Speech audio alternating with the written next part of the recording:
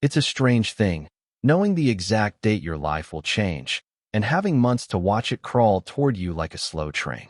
That's what retirement is.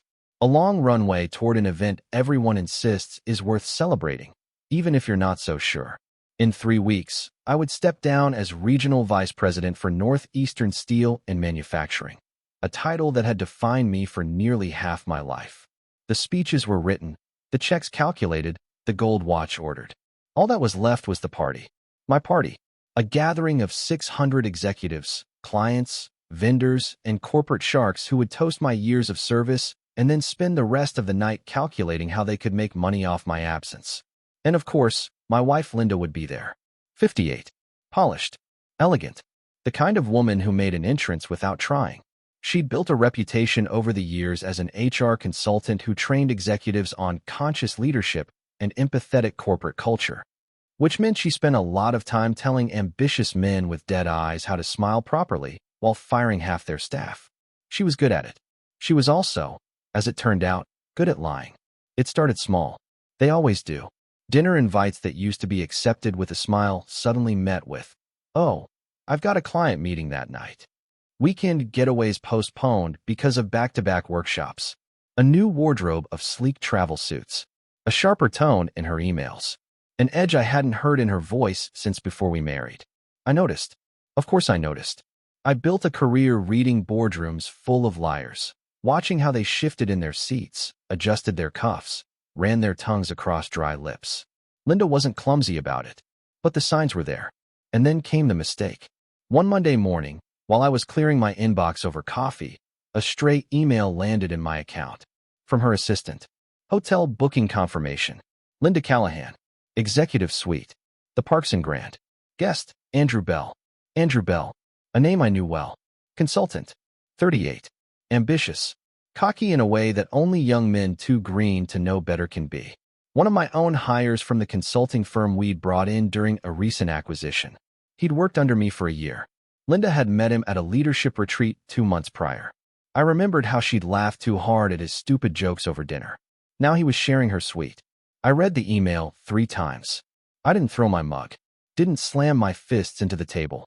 I simply filed the message away, forwarded a copy to my personal archive, and closed my laptop. Because now, I had a project. I spent the next 2 days compiling a list. Linda's speaking engagements. Andrew's client meetings. Corporate retreat calendars. I cross-referenced everything against travel receipts I still had access to through our joint accounts. The overlaps were neat. Too neat. 3 weekends in New York. 2 workshops in Boston. 1 leadership conference in D.C. All perfectly aligned. I didn't confront her. Not yet. That wasn't my style. Instead, I made a call. A week later, I checked into the Parks and Grand under the name Charles Harlan. A name with a real driver's license, real credit card, and no link to me. The identity was a holdover from years ago when certain corporate negotiations required discretion. Linda was scheduled to speak at a private workshop that afternoon. Andrew was listed as a facilitator. I watched from the back of the conference room, taking notes I didn't need. Afterward, I followed them. I saw them walk through the lobby. Saw Linda's hand brush against Andrew's arm. Saw the way they glanced around before entering the elevator together. Room 1602. I didn't follow them up. I didn't need to. I had what I came for. And over the next 3 days, I got more. Photos. Times. Room service receipts. All neatly documented. When I returned home, Linda greeted me with her usual smile. Kissed my cheek. Asked about my week. I smiled back. "You look tired," I said. She laughed. "Busy few days." I poured us both a drink. Sat across from her. Watched her sip hers without a flicker of guilt. That was the moment I knew. There would be no forgiveness. No confrontation. No teary apologies.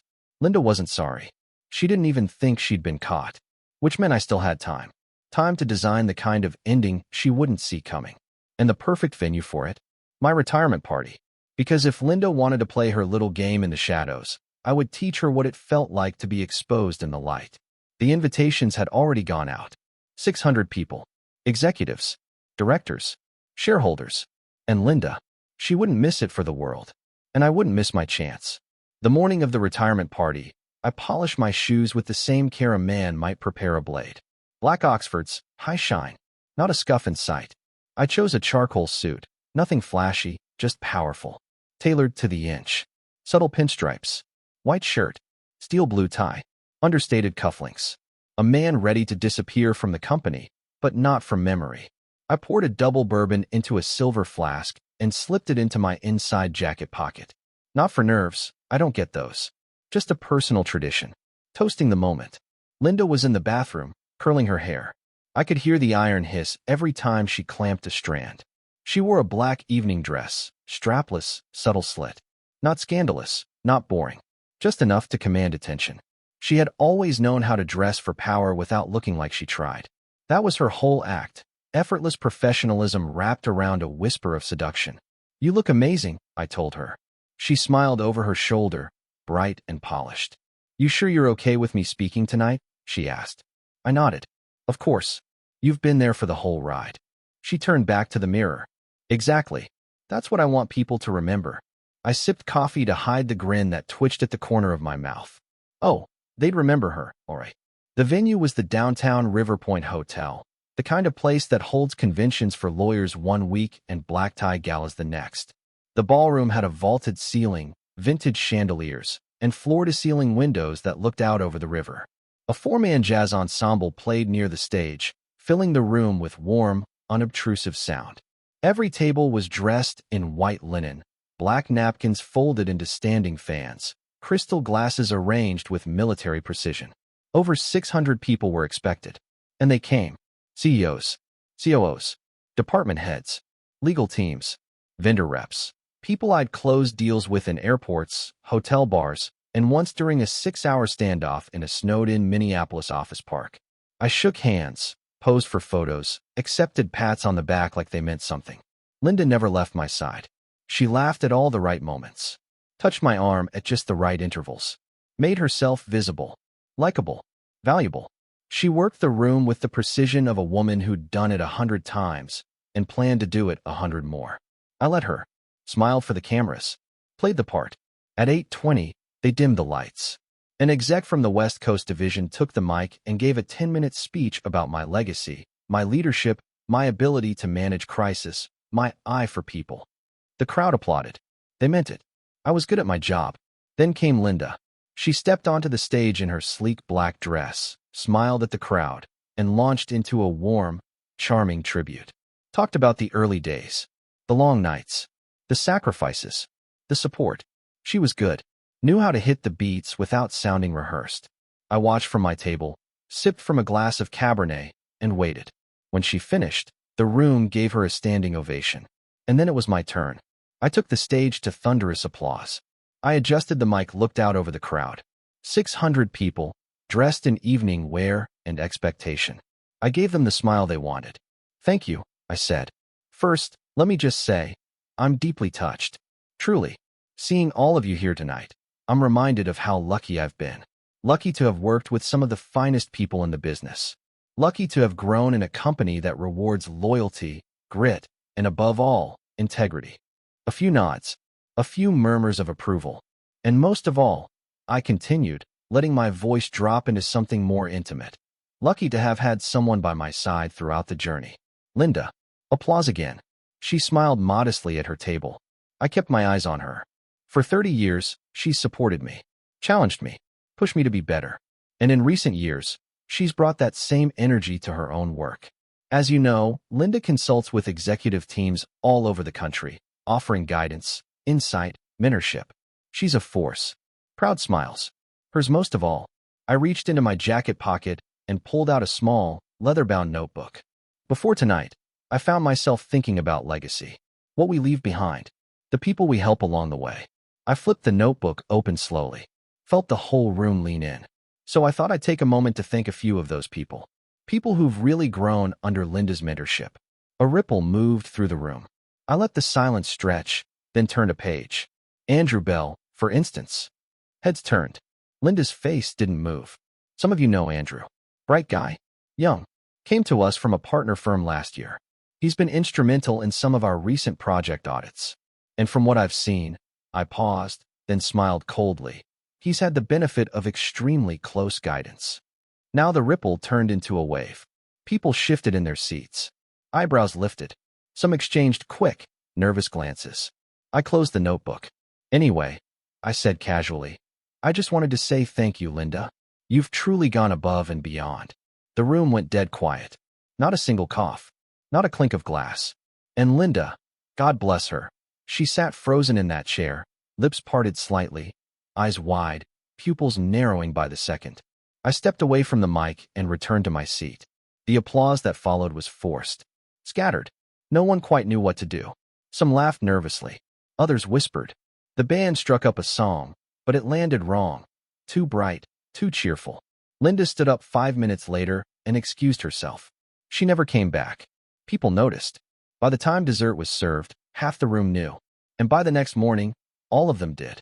I had dropped no photos, no accusations, no explicit words, but I had planted a seed. And in a world like ours, where perception is currency and rumor is as deadly as fact, that was more than enough.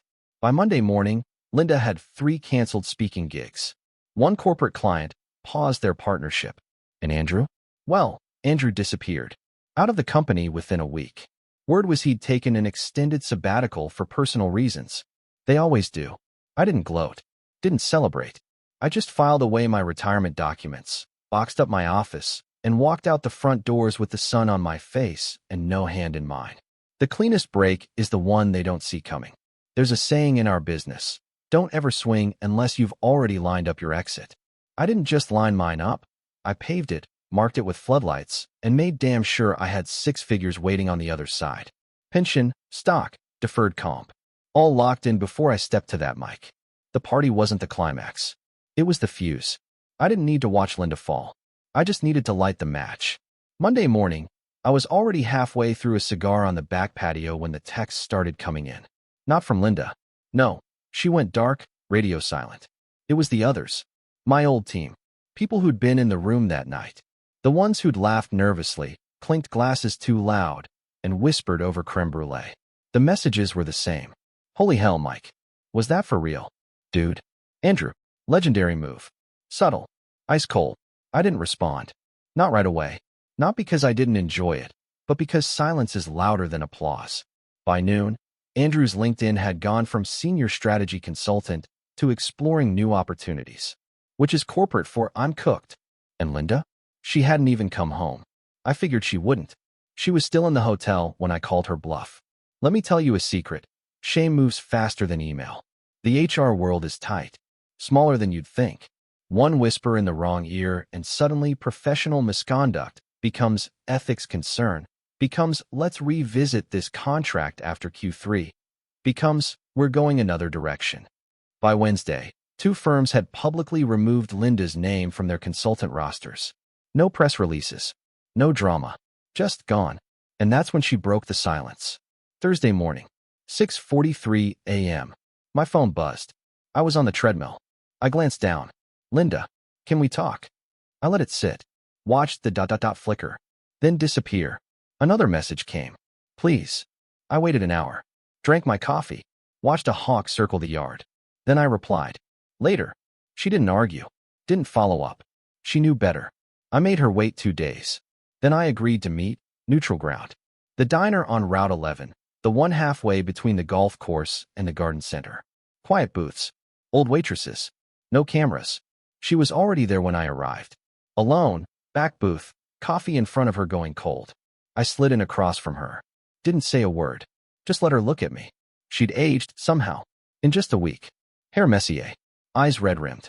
Hands fidgeting with a napkin like a guilty teen. You planned this, she said softly. I nodded. No point pretending. You could have just confronted me. I took a sip of water. Why? That would have just given you room to lie.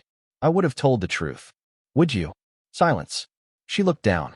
You humiliated me. I laughed, quiet and sharp. No, Linda. I gave you a gift. I could have humiliated you. I could have played the slideshow. Could have passed around hotel receipts. Could have printed emails and had them folded in the dinner menus. But I didn't. I let you keep your dignity.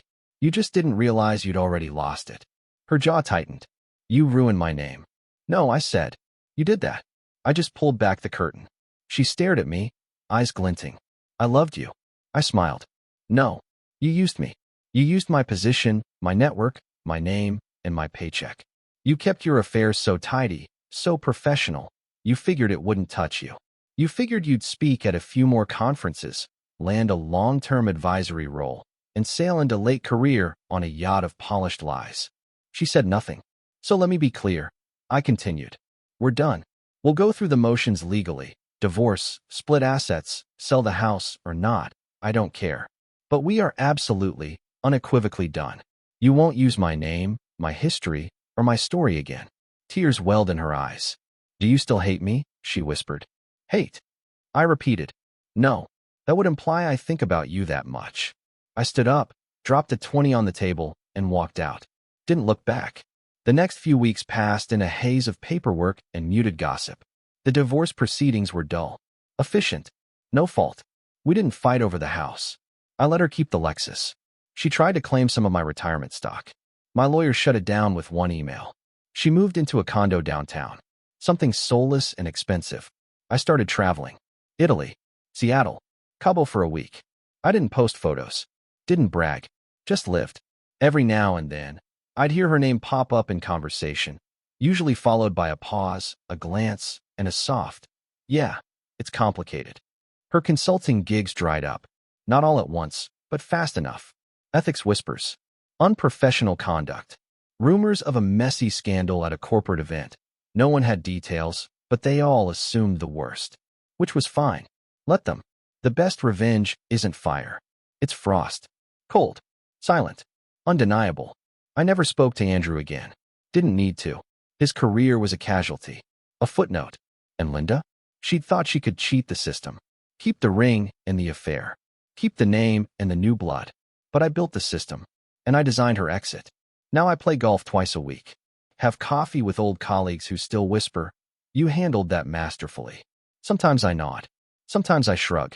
But inside, I never stopped smiling. Because when she stood on that stage and tried to claim part of my legacy, she didn't realize something simple. It was never hers.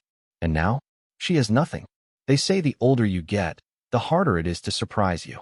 I used to believe that. Until I saw how fast 600 corporate professionals can turn on someone they've toasted with champagne. One raised eyebrow. One stray word. One pause too long during a speech.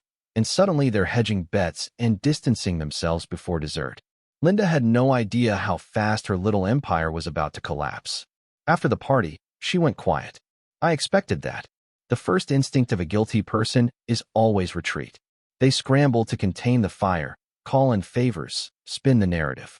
And Linda? She had decades of professional polish to burn through before admitting she'd been played. But the thing about corporate circles is this: they don't care how polished you are. They care if you're a liability. And thanks to my little speech, Linda was radioactive. The first call came from an HR director I knew from my merger days. "Mike," she said, voice low. "Off the record, was that real?" "I don't comment on rumors," I replied. A pause.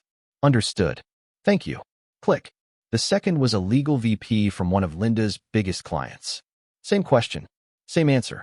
By the end of the week, the whispers weren't whispers anymore. They were being CC'd on memos. Please review the recent event and consider reputational risk. Evaluate ongoing consultant partnerships for conflict of interest. Do not engage new work streams without legal clearance. Translation: she's done here. Linda tried damage control. She always was fast when she saw blood in the water. She issued a soft statement on LinkedIn about stepping back to focus on personal matters. She scrubbed Andrew Bell from her professional endorsements. She booked one last keynote gig, hoping to outpace the fallout. But the market moves faster than statements. 2 days after her post, I got a text from an old colleague at one of the firms she still had on retainer. "Did you see this?" It read, followed by a forwarded internal email. Subject: Consultant ethics concern, urgent. In light of recent public incidents, we recommend freezing active projects involving Linda Callahan, pending full review. That was the first nail. The second came from Andrew's side. Poor kid thought he could ride it out. He even tried posting a half-hearted grateful for new opportunities update online. No one bit. Within a week, his inbox was colder than the January wind off Lake Erie. Recruiters? Gone. Speaking invites? Pulled. Current contracts? Suspended pending review. I didn't have to lift a finger. The system took care of itself once the seed was planted. Meanwhile, at home, I kept my routines clean. Golf twice a week. Club brunches with select allies. Old fashions at my usual bar, where everyone now called me the Iceman. I didn't correct them. The point wasn't to gloat. It was to signal, this is how you handle it. Then, out of nowhere, Linda emailed me. Subject, we need to talk. I almost laughed. The wording wasn't desperate. It was professional, like she was setting a meeting to renegotiate a contract. I waited a day, then replied. Subject, about what? She answered in 5 minutes. About the party. About what comes next. I agreed, but on my terms. Public cafe. Daylight. No home field advantage. We met the next Saturday. She looked tired. Makeup heavier than usual. The faint lines of too many late nights and not enough victories. She ordered tea. I ordered black coffee and said nothing. Finally, she spoke. I didn't think you'd go that far. I smiled. You didn't think at all. She winced. Good. I know I can't undo it. But this is spreading beyond us. I've lost 3 contracts this week. They're citing ethics risk. You know what that means. I do. Her eyes narrowed. You engineered this. I leaned back. I revealed one name. The rest revealed themselves. She stared at her tea, fingers trembling. Her voice caught, and for a flicker of a moment, I saw the mask slip. The smooth consultant veneer cracked, and underneath it, panic. Real panic. I need your help, she whispered. Now that was rich. My help. I echoed, cold as glass. She nodded. If you'd make a statement. Something neutral. Just that we're going through personal changes, but you wish me well professionally. It would help. It might stop the bleeding. I set my cup down deliberately. Linda, I said softly. You mistake me for someone who still cares about your career. Her lips parted. No sound came out. You didn't just cheat on me, I continued. You insulted me. You weaponized my trust. You treated our marriage like a platform, something to stand on while you reached higher. I leaned forward. And now, the floor's gone. Her eyes glistened. Good. About time. You won't get a statement, I said. You won't get my silence. And you sure as hell won't get my sympathy. I stood. For what it's worth, I added, pulling on my coat. I hope you learned something from this. I left her there. Didn't look back. A week later, I got confirmation. 2 more firms cut ties. One quietly blacklisted her. No lawsuit, no formal charges, just the slow, suffocating squeeze of corporate exile. Andrew? Last I heard, he moved out of state, trying to rebuild. He'll learn. And me? I bought a new watch. Not for show, just a quiet symbol. Time moves on. So do I. My mornings are simpler now. No half-truths over coffee. No staged kisses. No shadow of a spouse trying to climb her way past me. Just peace. And the knowledge that sometimes the cleanest revenge isn't fire or fury. It's frost. Cold. Precise. Permanent. I've always believed that in the corporate world, and in life, reputation is the real currency. Not salary. Not title. Reputation. It buys you access. Rooms you weren't invited into. Contracts you weren't qualified for. And it buys you silence when you need the world to forget the things you'd rather not have attached to your name. Linda used to understand that better than anyone. It's what made her so dangerous. And now, it was what made her so vulnerable. The week after our meeting at the cafe, the fallout deepened. Not through anything I did directly, my part was already done. The rest was inertia. Her LinkedIn profile went oddly quiet. Posts slowed. Comments from clients dwindled. She took down her speaker bio from the 2 conference sites she used to flaunt. One of the consulting firms she had done years of work with issued a generic realignment of partnerships statement. PR speak for, we're cutting her loose. Her calls to me stopped. I expected that. What I didn't expect was the message from one of her former peers, a sharp, ruthless VP I'd known through 2 decades of corporate trench warfare. Mike, the message read. Off the record, Linda's been floating new partnership proposals. No one's biting. Thought you should know. I replied with a single word, understood. See, that's the thing about the game Linda played. When you bet on reputation, you bet big. You tie your future to people believing in your brand. And the moment that belief cracks, even a hairline fracture, no amount of spin can hold it together.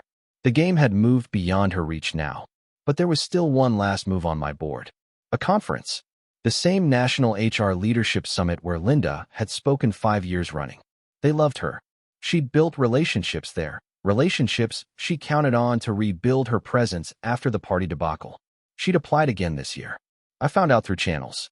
Not through Linda directly. She knew better than to mention it, but through a friend on the review committee. She submitted a proposal. Wants to do a panel on navigating personal leadership through professional crisis. The irony nearly made me choke on my bourbon. What's the buzz? I asked. Mixed, my friend said. Some think it's brave. Others think it's tone deaf. I leaned in. Send me the decision timeline. 2 days later, I crafted a letter. Not a bombastic, vengeful tirade. Just a carefully composed statement of fact, and signed, sourced from an industry veteran with knowledge of recent events. It listed, point by point, the public implications of the retirement party incident, the resultant severing of professional relationships by major clients, the documented ethics concerns cited internally by multiple firms, the potential reputational risk to the conference should they host her under the pretense of authority. I didn't threaten, didn't defame, just presented the risk. I sent it to 3 key committee members. No signature, no trail, and waited. The decision came back in a week. Her panel was quietly pulled. She wasn't told why. They never are. Just a polite email. Due to space limitations, we're unable to include your session this year. We hope you'll consider submitting again in the future. Future. She didn't have one. Not here. A day after that decision, I saw her for the last time. At a grocery store, of all places. Strange how life delivers its closing scenes in the most mundane settings. I was picking up scotch and mineral water. She was in the organic aisle, hair pinned back messily, eyes darting like a cornered deer. She looked smaller, paler, less sharp. She saw me, paused. Then, in a move I hadn't expected, she approached. Mike, she said softly. I looked at her. Linda. She swallowed. I know you're not interested, but I wanted you to know. I'm stepping back. From everything. No more panels. No more consulting. It's done. I said nothing. She looked down. I deserve it. I know that. Still, I stayed silent. Then she met my eyes, really looked at me for the first time since the party. I don't expect forgiveness, she whispered. But I do hope someday you'll believe I was sorry. I studied her face, then smiled thinly. Linda, I said, voice cold as ice. I believe you're sorry. But not for what you did. Only for what it cost you. Her breath caught. I stepped past her. Didn't look back. Because the truth was, I didn't need to. The final thread had been cut. Her reputation? Shattered. Her future gigs? Gone. Her network? In retreat. I didn't burn bridges. I demolished the road entirely. And me? I was free. Free of the games. Free of the lies. Free of the dead weight of a woman who had built her career and her marriage on the illusion of integrity. I poured a drink that night. Sat on my balcony. Watched the stars. No rage. No gloating. Just peace. Because that's the thing about real revenge. It's not about the moment they fall. It's about the quiet that follows. And in that silence, I found exactly what I wanted all along. It's funny what happens when you truly remove someone from your life. Not block them. Not avoid them. Not take a break.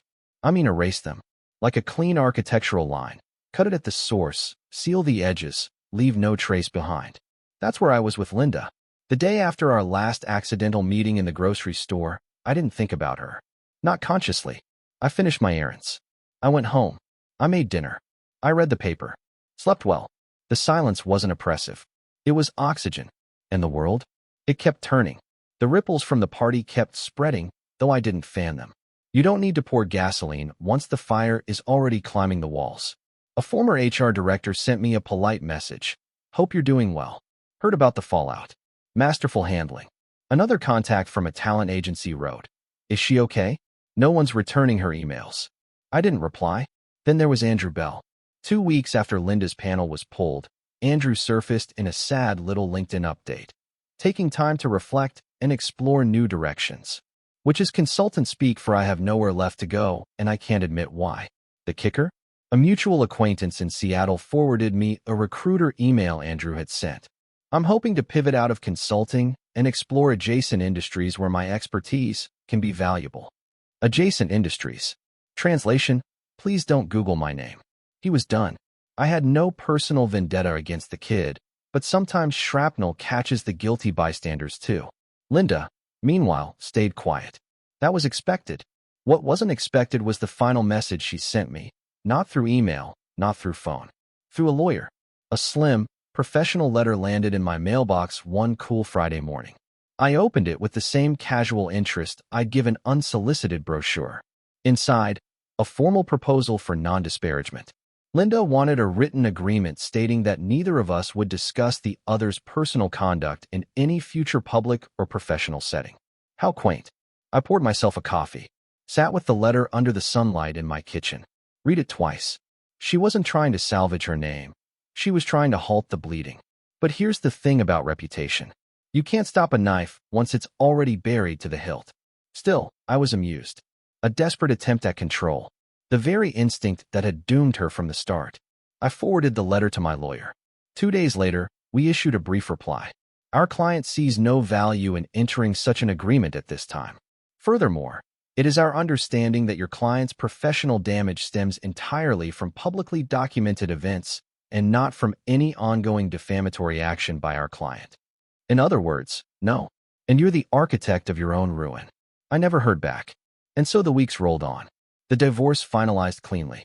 Assets split along clear lines. No theatrics in court, just cold signatures on warmer paper. Linda vacated the old house. I sold it. Bought myself a sharp, modern penthouse downtown, a clean slate. No echoes of old dinners or staged smiles. I traveled more. Saw London in the rain. Walked through the narrow streets of Florence under golden light. Played 18 holes in Scottsdale with old friends who now greeted me with a strange new reverence. You really did it, Mike, one said over scotch. The whole town's still talking. I sipped, smiled. It was never about the town, I said. It was about clarity. And clarity I had. One afternoon, months later, a former colleague, one of the few whose company I still valued, called me. Thought you'd want to know, she said, voice low. Linda's been applying to mid-tier firms. Not top ones. No one's taking her. No surprise, I replied. She's smaller now, my friend added. Not in stature. In presence. It's like the oxygen's gone. I didn't reply. Not out of cruelty. Out of completion. Because that's what this was, finally. Complete. See, most people misunderstand revenge. They think it's about anger. About making the other person feel your pain.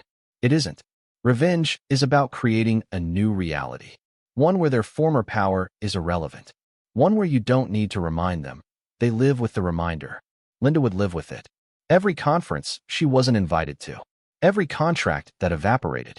Every polite rejection masked in corporate language. Every glance at her LinkedIn with no response. And me? I didn't need to check her profile. I didn't need updates. I knew exactly what the landscape looked like. It was a design I had drawn with deliberate, unbroken lines. Months later, 6, maybe 7, I was having a quiet dinner with Gerald and his wife, 2 old allies from the steel company. The conversation turned, inevitably, to the party. You ever regret it? Gerald's wife asked gently. I met her eyes. No, I said. I regret trusting her. Not revealing her. They nodded. Understood. Because here's the final truth. When someone betrays you not just privately, but by weaponizing your own name, your own reputation, you don't owe them dignity. You owe them exposure. Linda had bet on her ability to walk between the raindrops. I had turned the sky black. I finished my drink, paid the bill, walked out into the cold night air. Free. Not lighter, sharper. Not happier, clearer. And with every step away from the mess she had made, I felt it more. I had not just survived it. I had outdesigned it. And that, in the end, is the purest kind of victory. The end. Subscribe to the channel